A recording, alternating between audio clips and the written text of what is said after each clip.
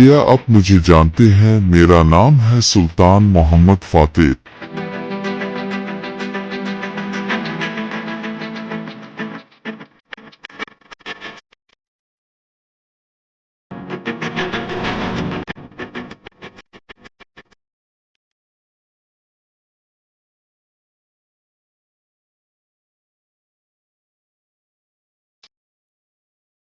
اسلامی تاریخ میں اگر کسی نوجوان فاتح کا نام سنہری حروف میں لکھا گیا ہے تو وہ سلطان محمد فاتح ہے۔ وہ عثمانی سلطنت کے 7ویں سلطان تھے جنہوں نے صرف 21 سال کی عمر میں قسطنطنیہ فتح کر کے 1000 سالہ بازنطین سلطنت کا خاتمہ کر دیا۔ سلطان محمد فاتح کی پیدائش 30 مارچ 1432 کو عثمانی سلطنت کے شہر ادرنا میں ہوئی۔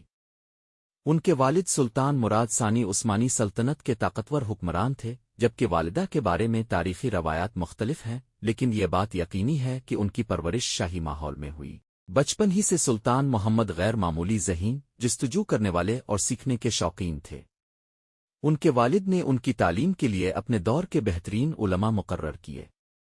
انہوں نے قرآن کریم، حدیث، فقہ، اسلامی تاریخ، ریاضی، جغرافیہ، عسکری حکمت عملی اور ریاستی انتظام کا گہرا مطالعہ کیا۔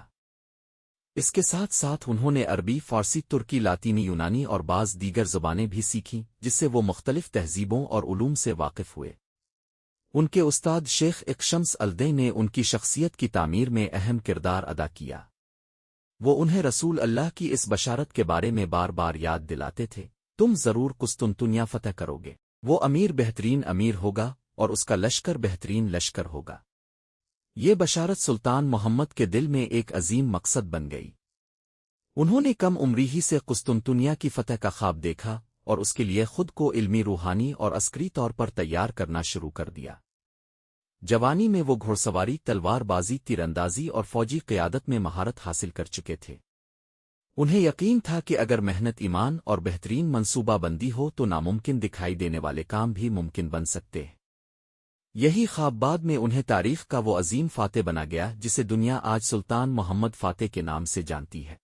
سلطان محمد فاتح کی غیر معمولی ذہانت اور قائدانہ صلاحیتیں بچپن ہی سے نمایاں تھیں۔ ان کے والد سلطان مراد ثانی چاہتے تھے کہ ان کا بیٹا کم عمری ہی سے حکمرانی کا عملی تجربہ حاصل کرے۔ سن 1444 میں جب سلطان محمد کی عمر صرف 12 سال تھی، سلطان مراد ثانی نے سلطنت کی ذمہ داریاں اپنے بیٹے کے سپرد کر دیں اور خود وقتی طور پر حکومت سے الگ ہو گئے۔ صرف 12 سال کی عمر میں ایک وسیع سلطنت کی باغ ڈور سنبھالنا آسان کام نہیں تھا۔ دربار کے بعض وزراء اور یورپی طاقتوں نے یہ سمجھا کہ عثمانی سلطنت اب کمزور ہو چکی ہے اور یہی وقت حملہ کرنے کا بہترین موقع ہے۔ چنانچہ یورپ کی مختلف عیسائی ریاستوں نے ایک بڑی فوج تیار کی اور عثمانی سلطنت پر چڑھائی کر دی۔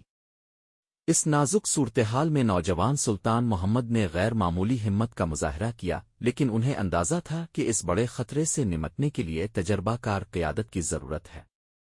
انہوں نے اپنے والد سلطان مراد ثانی کو ایک مشہور پیغام بھیجا۔ روایت کے مطابق اس کا مفہوم یہ تھا، اگر آپ سلطان ہیں تو آئیں اور اپنی فوج کی قیادت کریں، اور اگر میں سلطان ہوں تو میں آپ کو حکم دیتا ہوں کہ آ کر فوج کی قیادت کریں۔ سلطان مراد ثانی واپس آئے، اسلامی لشکر کی قیادت سنبھالی اور جن وارنا، بیٹا اب وارنا میں عثمانی فوج نے فیصلہ کن کامیابی حاصل کی۔ اس کامیابی کے بعد حالات معمول پر آ گئے اور کچھ عرصے بعد سلطان مراد ثانی نے دوبارہ حکمرانی سنبھال لی، جبکہ نوجوان محمد اپنی تعلیم، عسکری تربیت اور مستقبل کی تیاری میں مصروف ہو گئے۔ یہ تجربہ سلطان محمد کے لیے ایک عظیم سبق ثابت ہوا۔ انہوں نے سمجھ لیا کہ صرف بہادری کافی نہیں، بلکہ ایک کامیاب حکمران کے لیے صبر، حکمت، منصوبہ بندی اور تجربہ بھی ضروری ہے۔ چند سال بعد جب وہ دوبارہ تخت عثمانی پر بیٹھے تو وہ پہلے سے کہیں زیادہ مضبوط، باشعور اور عظیم مقاصد رکھنے والے حکمران بن چکے تھے۔ سن 1451 میں عثمانی سلطنت کے عظیم حکمران سلطان مراد ثانی کا انتقال ہو گیا۔ ان کی وفات کے بعد صرف 19 سالہ شہزادہ محمد دوبارہ عثمانی سلطنت کے تخت پر بیٹھا۔ اب وہ 12 سال کا ناتجربہ کار لڑکا نہیں تھا، بلکہ ایک تعلیم یافتہ، بہادر اور دور اندیش حکمران بن چکا تھا۔ برسوں کی تعلیم، عسکری تربیت اور حکمرانی کے ابتدائی تجربے نے اس کی شخصیت کو نکھار دیا تھا۔ سلطان محمد نے تخت سنبھالتے ہی سلطنت کے نظم و نسق کو مضبوط کرنا شروع کیا۔ انہوں نے فوج کو جدید بنایا، بحری بیڑے کو طاقتور کیا اور سلطنت کے اندر امن و استحکام قائم رکھنے پر توجہ دی۔ لیکن ان کے دل میں ایک خواب برسوں سے زندہ تھا، قسطنطنیہ کی فتح۔ یہ شہر صدیوں سے بازنطین سلطنت کا دارالحکومت تھا۔ اس کی مضبوط فصیلیں، گہری خندقیں اور دفاعی نظام اسے تقریباً ناقابل تسخیر بناتے تھے۔ کئی عظیم حکمران اس شہر کو فتح کرنے کی کوشش کر چکے تھے مگر کامیاب نہ ہو سکے۔ سلطان محمد فاتح جانتے تھے کہ صرف طاقت سے یہ شہر فتح نہیں ہو سکتا۔ اس کے لیے جدید اسلحہ، مضبوط بحری طاقت، بہترین منصوبہ بندی اور صبر کی ضرورت تھی۔ اسی لیے انہوں نے کئی سال تک خاموشی سے تیاری کی۔ انہوں نے ماہر انجینئروں کو جمع کیا، نئی توپیں تیار کروائیں، فوج کو جدید تربیت دی اور قسطنطنیہ کے ارد گرد کے علاقوں کا باریک بینی سے مطالعہ کیا۔ دوسری طرف بازنطین سلطنت کو اندازہ تھا کہ عثمانی سلطنت طاقتور ہو رہی ہے، لیکن انہیں یہ معلوم نہیں تھا کہ نوجوان سلطان ایک ایسی حکمت عملی تیار کر رہا ہے جو تاریخ کا رخ بدل دے گی۔ اب وہ لمحہ قریب آ رہا تھا جب رسول اللہ کی بشارت پوری ہونے والی تھی اور قسطنطنیہ کی عظیم فصیلیں ایک نئے فاتح کا استقبال کرنے والی تھیں۔ سلطان محمد فاتح جانتے تھے کہ قسطنطنیہ صرف ایک شہر نہیں بلکہ بازنطینی سلطنت کا دل تھا۔ اس کی مضبوط فصیلیں، بلند برج اور قدرتی دفاع نے اسے تقریباً 1000 سال تک ناقابل تسخیر بنائے رکھا تھا۔ لیکن سلطان محمد فاتح نے فیصلہ کر لیا تھا کہ اس بار تاریخ بدلے گی۔ سب سے پہلے انہوں نے آبنائے باسفورس پر ایک عظیم قلعہ تعمیر کروایا جسے رومی حصار، رومیلی حصار کہا جاتا ہے۔ یہ قلعہ انتہائی کم وقت میں مکمل کیا گیا اور اس کا مقصد قسطنطنیہ کو بحیرہ اسود سے آنے والی ہر قسم کی فوجی اور امدادی رسد سے محروم کرنا تھا۔ اس کے بعد سلطان نے ایک ہنگری کے ماہر توپ ساز اوربن کی خدمات حاصل کیں۔ اس کی نگرانی میں ایک دیوہیکل توپ تیار کی گئی جسے آج باسیلیکا توپ، باسیلیکا کینون کے نام سے جانا جاتا ہے۔ یہ اپنے زمانے کی سب سے بڑی توپوں میں شمار ہوتی تھی اور اس کے گولے قسطنطنیہ کی مضبوط دیواروں کو نشانہ بنانے کے لیے بنائے گئے تھے۔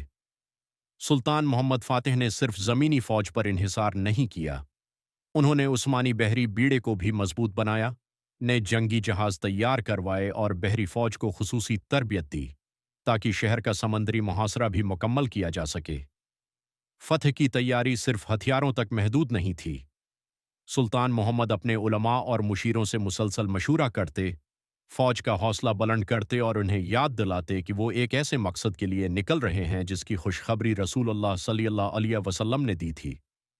انہوں نے فوج میں سخت نظم و ضبط قائم رکھا، سپاہیوں کی تربیت بہتر بنائی اور ہر مرحلے کے لیے الگ منصوبہ تیار کیا۔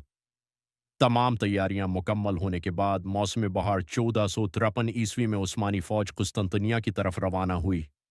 کسی کو اندازہ نہیں تھا کہ آنے والے چند ہفتوں میں دنیا کی تاریخ کا ایک عظیم باب لکھا جانے والا ہے۔ قسطنطنیہ کی مضبوط فصیلیں صدیوں سے ہر حملہ آور کے لیے ایک ناقابل عبور رکاوٹ ثابت ہوئی تھیں۔ ان دیواروں کی موٹائی کئی میٹر تھی اور اس وقت کے عام ہتھیار ان پر کوئی خاص اثر نہیں ڈال سکتے تھے۔ سلطان محمد فاتح رحمہ اللہ علیہ نے محسوس کیا کہ اگر ان دیواروں کو توڑنا ہے تو ایک نئی اور غیر معمولی جنگی حکمت عملی اختیار کرنا ہوگی۔ اسی دوران ایک مشہور توپ ساز اوربن عثمانی دربار پہنچا۔ وہ دی وہیکل توپیں بنانے کا ماہر تھا۔ سلطان محمد فاتح نے اس کی صلاحیتوں کو پہچانا اور اسے ہر وہ وسیلہ فراہم کیا جس کی اسے ضرورت تھی۔ کئی ماہ کی مسلسل محنت کے بعد ایک عظیم الشان توپ تیار ہوئی جسے تاریخ میں باسیلیکا توپ، باسیلیکا کینن کے نام سے جانا جاتا ہے۔ یہ توپ تقریباً 8 میٹر لمبی تھی اور اس سے انتہائی وزنی پتھر کے گولے داغے جا سکتے تھے۔ ان گولوں کا وزن سینکڑوں کلوگرام تک پہنچتا تھا۔ ہر فائر کے بعد توپ کو دوبارہ تیار کرنے میں کافی وقت لگتا تھا، لیکن اس کی تباہ کن طاقت اس کمی کو پورا کر دیتی تھی۔ اس دی وہیکل توپ کو قسطنطنیہ تک پہنچانا بھی ایک بڑا چیلنج تھا۔ اسے درجنوں بیلوں اور سینکڑوں مزدوروں کی مدد سے آہستہ آہستہ کھینچ کر میدان جنگ تک لایا گیا۔ جب محاصرہ شروع ہوا تو عثمانی توپ خانے نے شہر کی مضبوط فصیلوں پر مسلسل گولہ باری کی۔ ابتدا میں دیواریں قائم رہیں لیکن کئی ہفتوں کی مسلسل بمباری کے بعد ان میں دراڑیں پڑنا شروع ہو گئیں۔ سلطان محمد فاتح جانتے تھے کہ صرف ایک توپ سے فتح ممکن نہیں ہوگی، اسی لیے انہوں نے مختلف سائز کی متعدد توپیں بھی تیار کروائیں تاکہ قلعے کے مختلف حصوں پر مسلسل حملہ جاری رکھا جا سکے۔ ये जदीद तोपखाना, मजबूत मनसूबा बंदी और उस्मानी फ़ौज की साबित कदमी फ़तह कुस्तंतनिया के अहम अवामिल में शामिल थे। 29 मई 1453 को कुस्तंतनिया फ़तह होने के बाद सुल्तान मोहम्मद फ़ातिह की हैसियत से शहर में दाखिल हुए, लेकिन उन्होंने इंतकाम के बजाय रहम, इंसाफ और नज़्म व ज़ब्त का रास्ता अख्तियार किया। उन्होंने अपनी फ़ौज को सख्ती से हुक्म दिया कि आम शहरियों के साथ नाइंसाफ़ी न की जाए। जल्द ही शहर में अमन बहाल किया गया और लोगों को अपनी रोज़मर्रा ज़िंदगी दोबारा शुरू करने का मौका मिला। सुल्तान मोहम्मद फ़ातिह ने कुस्तंतानिया को उस्मानी सल्तनत का नया दारुल हुकूमत बनाया, जो बाद में इस्तंबुल के नाम से मशहूर हुआ। उन्होंने शहर की तामीरी नौ शुरू करवाई। नई मसाजिद, मदारिस, बाजार, हिस्पताल, हमाम और अवामी इमारतें तामीर की गईं। मुख्तलिफ इलाकों से उलमा, ताजिर, कारीगर और फनकारों को इस्तंबुल में आकर आबाद होने की दावत दी गई, जिससे शहर दोबारा इल्म, तिजारत और सकाफत का एक बड़ा मरकज़ बन गया। सुल्तान मोहम्मद फ़ातिह सिर्फ एक अजीम फ़ातिह ही नहीं बल्कि इल्म-दोस्त हुक्मरान भी थे। वो उलमा की इज़्ज़त करते, मुख्तलिफ ज़बानों और उलूम का मुतालहा करते और अहले इल्म की सरपरस्ती करते थे। उन्होंने अपनी हुकूमत में इंसाफ को ख़ास अहमियत दी। उनकी ख्वाहिश थी कि सल्तनत का हर फर्द कानून के सामने बराबर हो और राया को अमन और तहफ़्फ़ुज़ हासिल हो। फ़तह कुस्तंतनिया के बाद भी सुल्तान मोहम्मद फ़ातिह ने कई अहम फतूहात हासिल कीं और उस्मानी सल्तनत की सरहदों को मज़ीद वसीआ किया। उनकी क़ियादत में सल्तनत दुनिया की ताकतूर तरीन रियासतों में शामिल हो गई। सन 1481 में जब सुल्तान मोहम्मद फ़ातिह एक नई फ़ौजी मुहिम पर रवाना थे, वो अचानक बीमार हो गए। 3 मई 1481 को उनका इंतकाल हो गया। इस वक्त उनकी उम्र सिर्फ 49 साल थी। सुल्तान मोहम्मद फ़ातिह को इस्तंबुल में सपर्द खाक किया गया और आज भी उनका मज़ार वहाँ मौजूद है। सुल्तान मोहम्मद फ़ातिह की ज़िंदगी हमें ये सबक देती है कि अजीम कामयाबियाँ सिर्फ ताकत से नहीं मिलतीं, बल्कि मजबूत ईमान, बेहतरीन मनसूबाबंदी, मुसलसल मेहनत, इल्म से मोहब्बत और इंसाफ से हासिल होती हैं। सिर्फ 21 साल की उम्र में उन्होंने वो कारनामा अंजाम दिया जिसका ख्वाब सदियों से देखा जा रहा था। उसी वजह से तारीख उन्हें हमेशा फ़ातिह कुस्तंतनिया के नाम से याद रखेगी।